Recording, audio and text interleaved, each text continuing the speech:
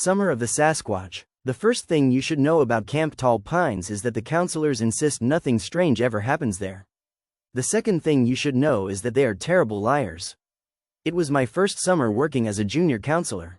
I had just turned 15, which meant I was too old to be a camper and too broke to say no to a job that paid me in both real money and all the cafeteria mac and cheese I could eat.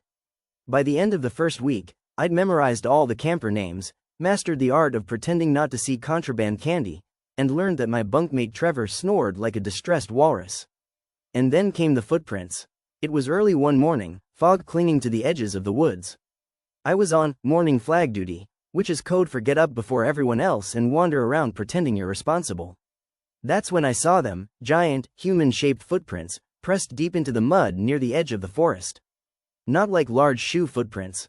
I mean barefoot, huge, the kind of huge that makes you rethink the food chain. "Trevor," I said, shaking him awake when I got back. "Ma," he groaned into his pillow. "There's a giant barefoot guy roaming around camp." He cracked one eye open. "Cool, ask him if he has coffee." Trevor, as you can see, was not a man of action before 9 a.m.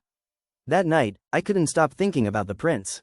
So I asked around. "Hey," I said to Counselor Katie during marshmallow roasting, "has anyone ever seen anything big walking in the woods?" Katie smirked. "You mean Bigfoot?" A couple campers gasped, and one kid named Milo immediately dropped his marshmallow into the fire.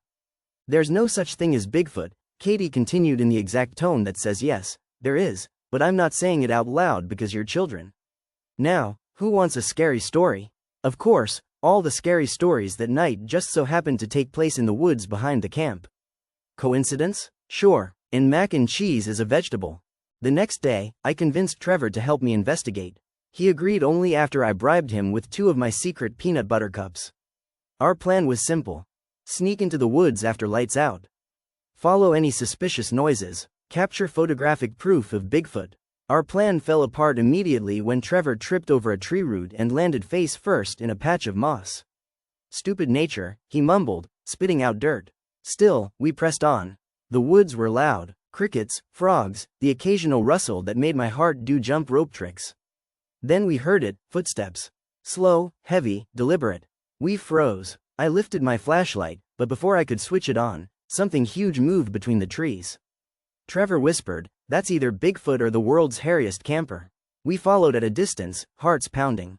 Whatever it was tall, taller than any human I'd ever seen up close. Branches snapped under its weight. It stopped once, as if listening, and I swear I saw the gleam of eyes reflecting the moonlight. Then, in the most cinematic moment of my life, my flashlight slipped from my hand, clattered to the ground, and switched on, blinding us both and lighting up the trees like a crime scene. The figure bolted. We crashed after it, stumbling over logs and into spiderwebs. I'm not sure what was more terrifying, the possibility of catching Bigfoot or the possibility that it might turn around.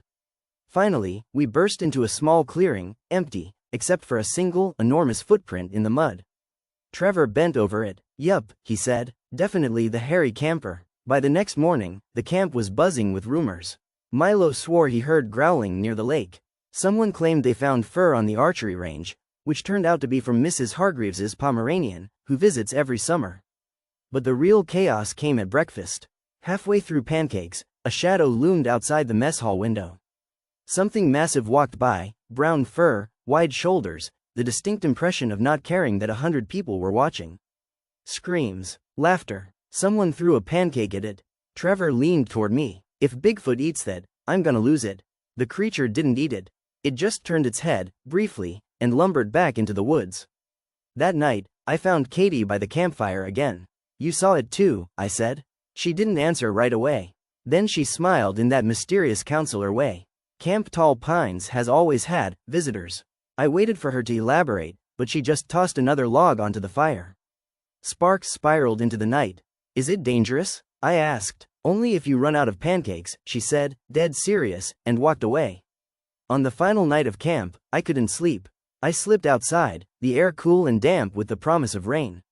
And there, at the tree line, I saw it again, tall, shaggy, silent. It didn't run this time. It just stood there, watching me. I raised my hand in a small wave. I swear it nodded, then it turned and vanished into the darkness, leaving only the sound of crickets and the faint smell of pine. The next day, the campers went home, the counselors packed up, and life returned to normal. But sometimes, when I'm walking alone through the woods, I think about that summer. I think about the footprints, the pancakes, and the way its eyes caught the moonlight. And I wonder if Bigfoot's still out there, keeping watch over Camp Tall Pines, or just waiting for breakfast.